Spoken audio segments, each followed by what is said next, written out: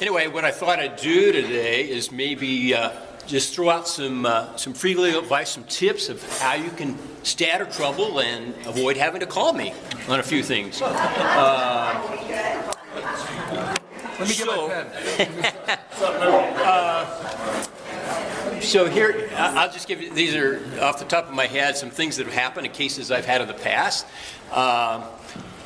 You know, I'm sure we've all gone to the doctor and we've been given a prescription. Maybe we went to Dr. Mark, we had our teeth pulled or something, and he gave us a prescription for Vicodin for the pain. And we don't want to take that whole prescription bottle with us to work, so what do? We just put out our dose for the day in a little baggie, and we put it in our purse if you're a lady or your pocket if you're a guy, and maybe you get pulled over for a traffic ticket or something, and you're fumbling to get your license out, and lo and behold, this little baggie of these pills stumble out, or you see on the front seat, and no prescription for that. So what are you facing? Now you got a charge of possession of controlled substance without a prescription. Okay, that happens. So what's the Take the prescription. Take the prescription bottle. Thank you, Andy. And he's not even an attorney. You can figure that out. Yeah, just keep that in mind.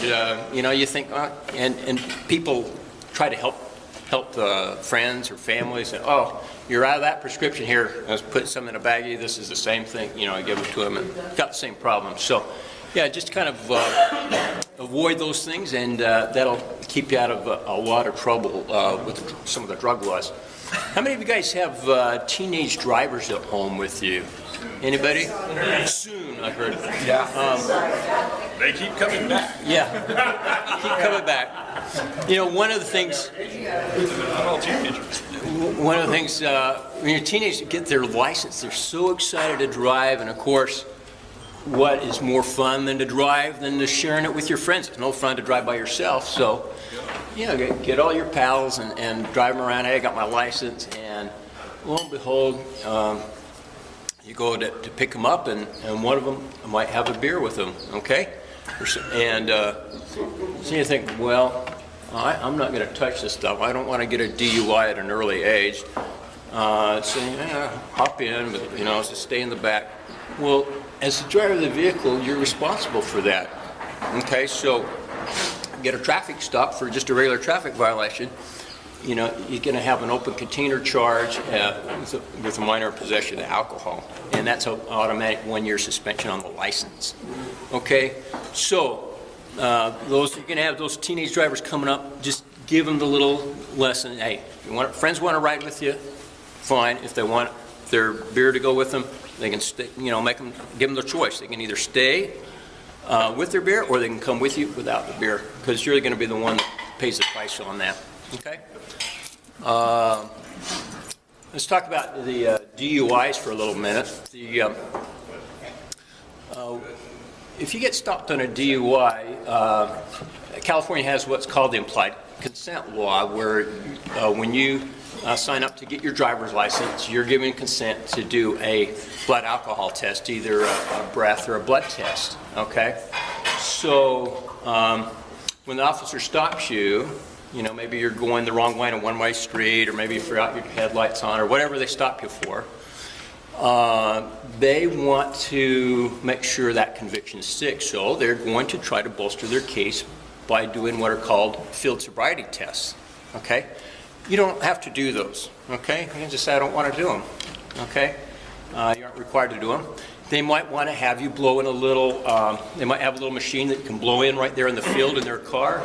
So we want you to take this just to clear you, to make sure you aren't DUI, so we can let you go. Okay, well, you don't have to blow in that, and because again, that doesn't come under that implied consent law. That doesn't. If they arrest you and take you down to the station, then you got to do one of the blood or breath tests down there, or you're going to get a what they call a refusal enhancement, which has additional penalty to do to a DUI. You're going to be facing a 1-year suspension for a first offense on that. Don't feel like compelled to help them build their case by giving them field sobriety tests. People all think, oh, I could pass that. I haven't had that much. Oh, those tests are subjective. If you ask the officer, how do I pass the test? He's not going to tell you because there is no standard objective pass line. All it is you're getting evidence to put in the report. If they have to go to trial in court, they can testify. This is what he did. He closed his eyes with his head back and he was swaying 2 or 4 inches. It's all the same. I can read those police reports. I don't even have to read them anymore. It's going to be 2 to 4 inches of head sway. It is. It's never 6 or 8 or 10. It's always 2 or 4 inches. And if I had you put your head back, close your eyes, put your hands out, and estimate 30 seconds, well, is 28 seconds passing? Is 29? Does it have to be 30? Now, there is no standard on that. So, like I said, it's just a way for them to gather evidence to make their case stronger against you. So you don't need to give those pass tests. You don't need to do the field sobriety tests. If you're ever detained by an officer in an investigation and you aren't sure what it's about, you can just ask him, am I under arrest? And he'll say yes or no. He'll probably tell you no, he's just doing an investigation. Then you can say, am I free to go? And if he's investigating, he'll say no or not. The reason I say ask those questions is because if it later on it comes out that it was an unlawful detention, you've asked those, and they're on the record. Sometimes they have their digital auto recording device, and it'll have your conversation on there. Those can all be used as a defense for you, as whether you had given consent or not to be questioned by them. The other thing I mentioned a couple weeks ago is you don't ever want to give consent to a search. Okay, you mind if I just check your vehicle before I let you go? Says, no, I don't want you to do that. Would it be okay if I do that? So, no, unless you have a warrant, go ahead, If they really have a reason to arrest you, they're going to arrest you on the spot. Sometimes they'll say, if you do this, I'm not going to arrest you. Well, if they got enough information, they're going to arrest you whether you cooperated or not with them. So just tell them no. If they want to search, have them get a warrant, A lot of times it's just a fishing expedition. Maybe they'll get lucky. Not necessarily you, but somebody else they're doing that with. They'll have drugs or whatever, or a car or a gun or something. You don't have anything. Or something. Yeah. Why would you say no, don't search? Well, believe it or not, police officers aren't perfect. Police officers, believe it or not, sometimes they don't tell the truth. And sometimes, I'm not saying all because I have a brother-in-law that was a police officer, I have a brother-in-law that was a DA, but sometimes there's bad apples in there, okay? And, if they aren't going in on a search, there's no way they can plant anything in there to make it look like they've got a good arrest, So you just don't want to give them that opportunity. 99% of the time you're going to be fine, but you don't want to be the one bad apple that it happens to, okay? So, just about out of time. I give my 2-minute warning there, so I already got a question. So, let's start back here. Go ahead.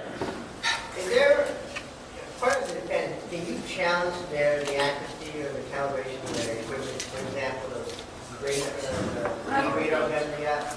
Yeah, you always, defense attorneys always request those records, the calibration records, and see. And sometimes they haven't been calibrated correctly or recently within the time frame, and so that's a great defense. So we always in discovery are asking for those types of records of calibration and how the testing was done. See if the officer's been trained. That's another thing we check for. See if they've had their post-training on that. So yeah. Which Kathy? is most accurate, the blow thing or the blood? Well, Did you take different the- defense attorneys have different. There's some like the clients to do the breath test, some like the blood. It kind of depends on what you're doing. If it's a low blood alcohol, if you think you're just on the border, I like them to do the blood because that is preserved, and then you can have it retested by an independent lab. There's a sample, and perhaps it'll come out under the limit of 0.08. if you think it'll be way high, then the breath maybe would be the way to go because they're a little easier to attack. But I just heard the little gong, so I think my time's up. So thank you, everyone. I appreciate it very much.